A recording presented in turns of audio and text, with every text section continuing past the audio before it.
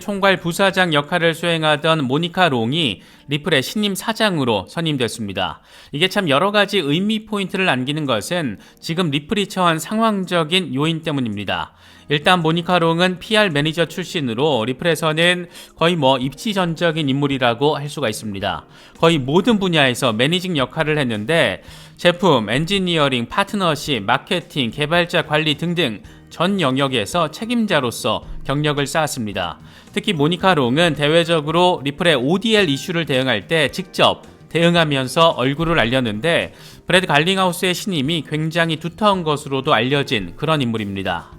모니카 롱을 사장 자리에 앉힌 브래드 갈링하우스 CEO는 모니카 롱은 2013년에 리플에 입사해서 암호화폐 시장에 다양한 단계를 겪으며 개인적으로도 중요한 조언자 역할을 수행해왔다. 결단력과 창의력, 독창적 사고 능력 등을 갖췄고 심도 있는 지식을 바탕으로 업계 리더 가운데 한 명으로 거듭났다. 사장 승진으로 그녀와 더 긴밀하게 협력할 수 있는 기회가 내게 주어졌다라고 평가했습니다. 사실 이번 모니카 롱의 사장 승진은 모니카 롱이라는 인물이 리플의 사장이 됐다. 이 자체만으로도 주목을 받을 만하지만 리플이 소송 리스크 해소라는 중요 국면 앞에서 리더십을 재정비했다라는 측면에서 더 큰 의미 부여가 가능합니다. 리플로서는 소송에서 이겼을 때와 졌을 때 두 가지 상황을 나눠서 전략적인 대응을 해야 하는데 결국 리더십의 추진력과 대응 능력이 중요한 국면에서 대외 PR 능력과 더불어 리플 ODL에 대해서, 그러니까 리플이 가진 가장 강력한 무기에 대해서 누구보다 핵심을 잘 꿰뚫고 있는 인물을 사장 자리에 앉힌 것으로 바라볼 수가 있습니다.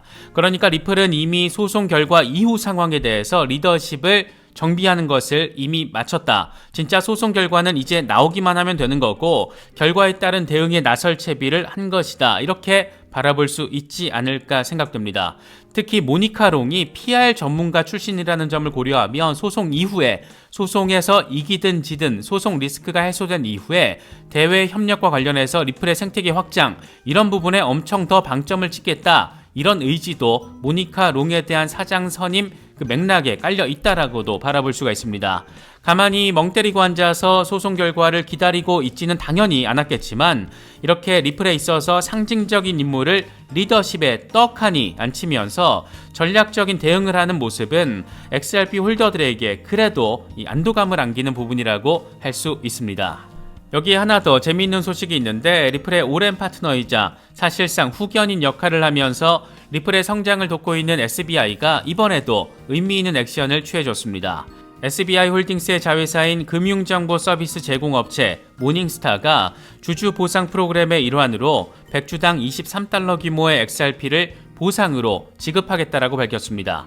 사실 이 회사는 2019년부터 매년 주주 우대 프로그램의 일환으로 XRP를 보상으로 지급하고 있는데 일본에서 크립토 혁신이 정부 차원에서 좀 더 본격화된다라면 과연 XRP는 어떤 역할을 SBI와 함께 하게 될 것인가, 여러 가지 생각거리들 안기는 부분입니다. 여기에 또 한 가지 덧붙여서 SBI와 시카고 옵션 거래소 CBOE와의 관계성도 다시금 주목을 이끌어내고 있습니다.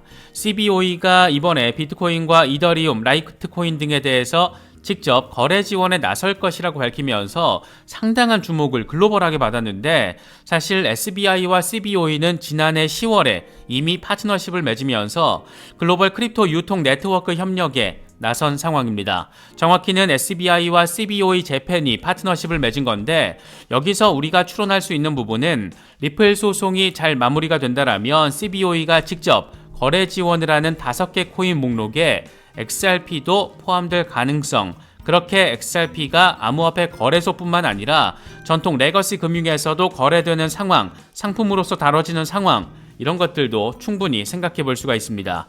아무튼 소송 이슈만 잘 마무리가 된다라면 리플의 앞날에 꽃길만 자리하고 있다라고 느껴지는 것은 꼭 기분 탓만은 아닌 것 같습니다. 리플과 관련해서는 연일 재미진 소식들이 우리를 자극하고 있습니다. 이번에는 리플의 파트너사이자 리플 소송에서 리플 측의 입장을 적극적으로 옹호하며 아미커스 브리프를 법원에 제출한 캐나다의 비트코인 송금앱 개발사 스펜더비치가 주인공입니다. 이 회사는 XRP 레저를 기반으로 비트코인을 빠르고 저렴하게 송금하는 기술을 개발하는 곳인데 리플 홀더들 사이에서는 리플을 지지하는 아미커스 브리프를 법원에 제출했을 때 상당한 관심을 받았던 곳입니다. 당시 리플 커뮤니티에서는 리플 측의 아미커스 브리프 중에서 최고다 이런 찬사도 나왔었는데, 당시의 내용을 잠깐 짚어보면 이렇습니다. 미국은 원래 기회의 나라이다, 혁신의 나라이고 국민을 위해 존재하는 국가다. 하지만 SEC가 리플을 대하는 방식을 보면 SEC는 기회를 제한하는데 많은 역할을 했고 혁신을 가로막고 있으며 사람들을 위해서 일해야 하는 기관이 사람들에게 피해를 입히고 있다.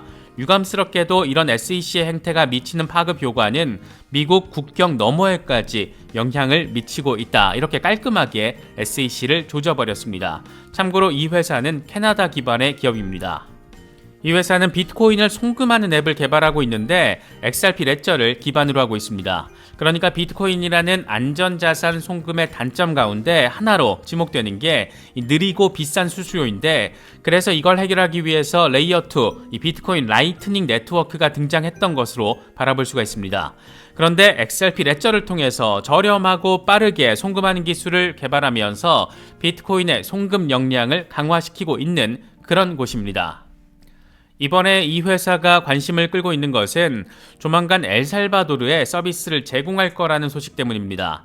첫 번째 파일럿 프로젝트를 시작하는 아주 의미 있는 단계에서 그 대상을 비트코인을 법정화폐로 채택한 엘살바도르로 선택을 한 겁니다. 아직 공식적인 발표가 나온 건 아닌데 스펜더비치 공식 계정을 보면 지금 캐나다에서 사용 가능하고 곧 엘살바도르에서도 가능하다 이런 문구를 확인할 수가 있습니다. 안 그래도 최근 남미를 중심으로 탈달러 움직임, 암호화폐 사용 증가 이런 여러 긍정적인 상황들이 펼쳐지고 있는데, 이런 지역에 XRP가 돌아다니는 통로가 아주 자연스럽게 생기는 것으로도 바라볼 수가 있습니다.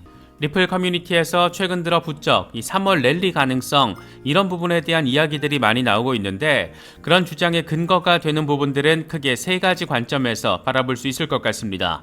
먼저 차트적인 부분부터 보자면 이건 다크 디펜더의 분석이 잘 보여주고 있지 않나 생각됩니다. 이 양반은 XRP 월간 차트를 기준으로 3월 31일이 빅뱅 포인트, 그러니까 급격한 랠리의 시작점이 될 수 있다는 점을 강조해오고 있습니다.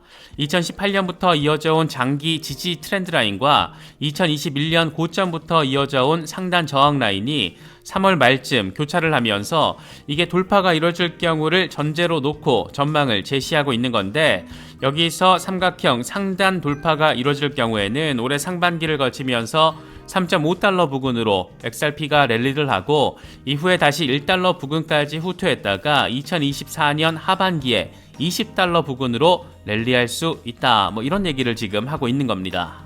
3월 급등 가능성을 이야기할 때 가장 우리를 예민하게 만드는 것, 단연 리플 소송 이슈입니다.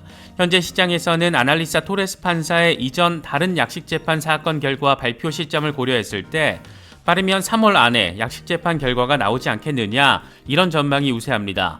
토레스 판사는 통상 약식재판 브리핑 종료 이후 3달 뒤에 결과를 내놨기 때문에 얼추 3월쯤 약식재판 결과가 나오든가 아니면 3월 안에 양측이 전격적인 합의를 하든가 이런 가능성들에 대한 전망들이 제시되고 있는 상황입니다.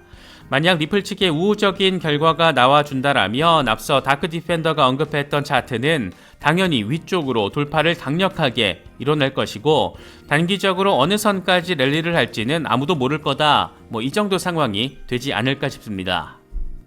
리플 커뮤니티가 3월을 주목하는 또 다른 이유는 바로 ISO 20022가 드디어 본격적으로 본궤도에 오르게 되기 때문입니다. 원래 유럽중앙은행은 지난해 11월에 ISO 2002 표준을 도입하려고 했었는데 이게 지금 올해 3월로 미뤄진 상태입니다. 이미 태국, 말레이시아 등은 ISO 20022를 도입한 상태이고 호주와 유럽중앙은행 등이 3월에 여기로 올라타게 됩니다. 영국 영란은행 역시 4월 이전 계획을 밝힌 상태입니다. 이렇게 세계 각국 정부와 기업들은 ISO 2002를 순차적으로 적용하게 되고 2025년에는 모든 적용이 마무리될 것으로 기대되고 있습니다. 블록체인 기업으로는 리플이 유일하게 ISO 2002 공식 멤버로 참여하고 있고, 공식 멤버는 아니더라도 ISO 2002를 준수하게끔 세팅이 된 프로젝트로는 스텔라와 헤데라, 아이오타, XTC 네트워크, 알고랜드, 퀀트 등이 있습니다.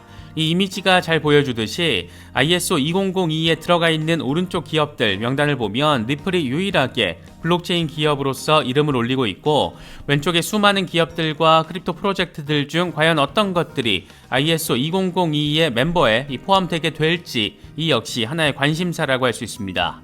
이래보나 저래보나 3월에는 리플과 관련해서 의미 있는 포인트들이 여럿 자리하고 있다는 점을 확연하게 느낄 수가 있습니다.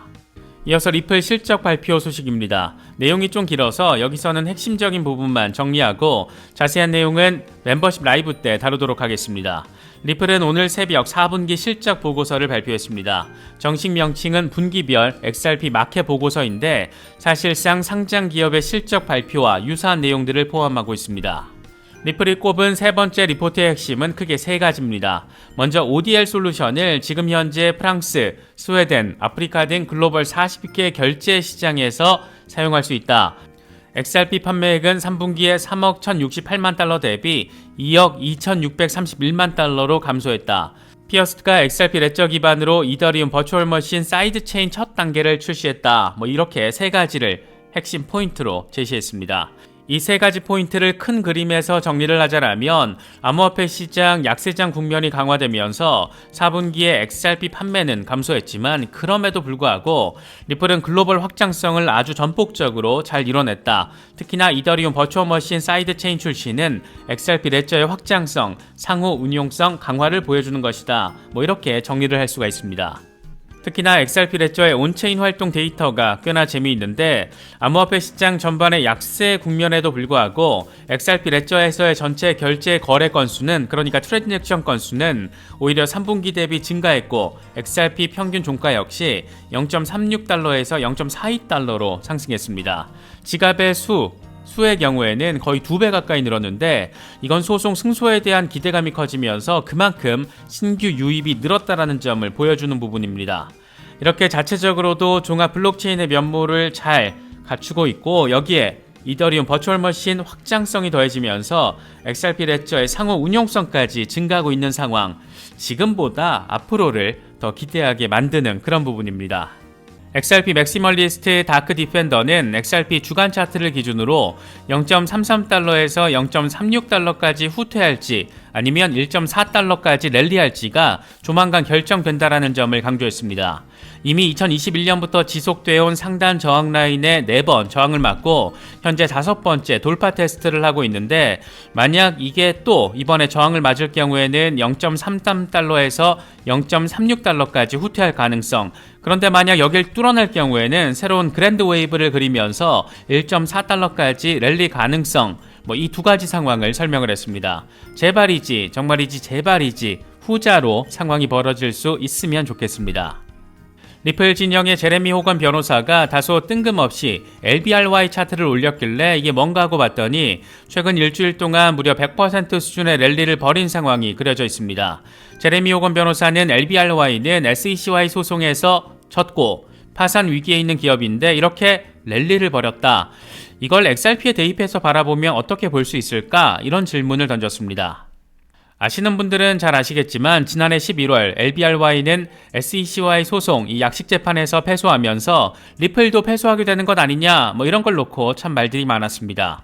그런데 최근 항소심 과정에서 아주 재미있는 판단이 나와서 주목받고 있습니다.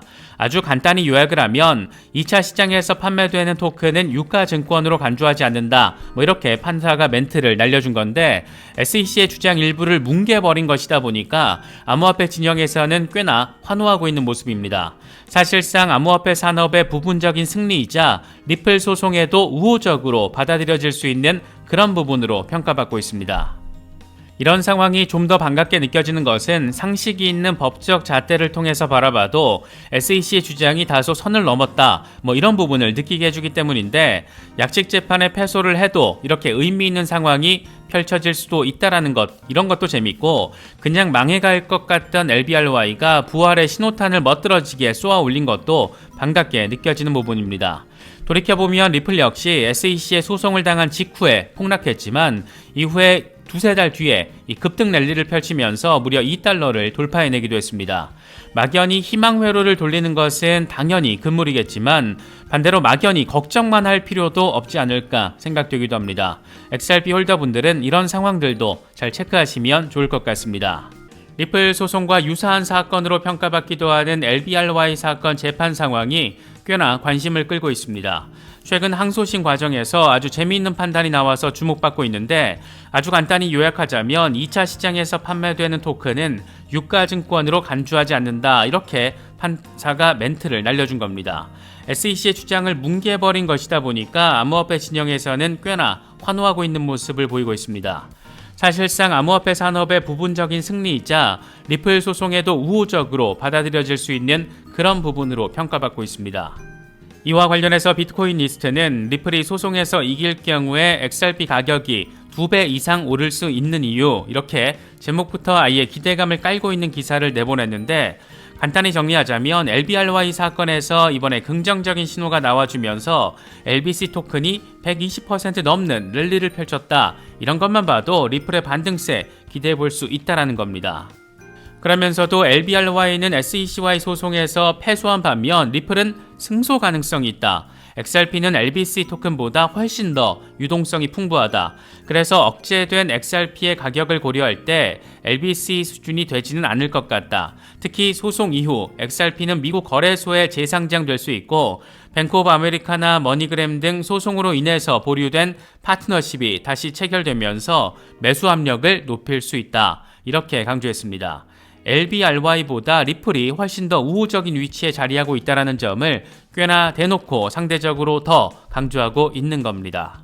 사실 이번에 LBRY 항소심에서 그동안 SEC가 그렇게 주구장창 강조해왔던 2차 시장 판매 토큰도 증권이다, 이런 부분이 무력화가 되면서 이 자체가 리플 소송뿐만 아니라 암호화폐 산업 전 영역의 호재성 이슈로 받아들여지고 있는 그런 모습입니다.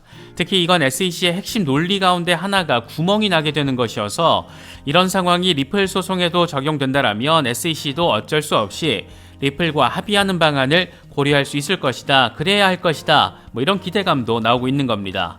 물론 이렇게 된다라면 초기 판매된 토큰은 증권성을 인정해서 벌금, 이후에 거래소 등 2차 시장에서 판매된 토큰은 증권성 불인정, 이런 식으로 구분된 결론으로도 이어질 수가 있는데, 어쨌든 긍정적인 상황 하나가 더해진 것이니까 조금 더 기대 포인트가 높아진 것은 부인할 수 없을 것 같습니다.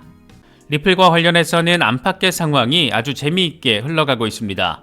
리플 소송과 유사 사건인 LBRY 사건 재판 과정에서 2차 시장에서 판매된 토큰은 증권으로 보기 어렵다, 이런 판사의 멘트가 나와주면서 지금 암호화폐 커뮤니티를 흥분하게 만들고 있는 건데, 이게 또 코인베이스의 XRP 재상장 가능성에 대한 기대감으로 옮겨붙었습니다. 이와 관련해서 비트코인 리스트가 이때다 싶었는지 아주 공격적인 제목의 기사를 올렸습니다. 이제 규제 명확성이 생겼으니까 코인베이스는 XRP를 재상장하는 걸까? 이렇습니다.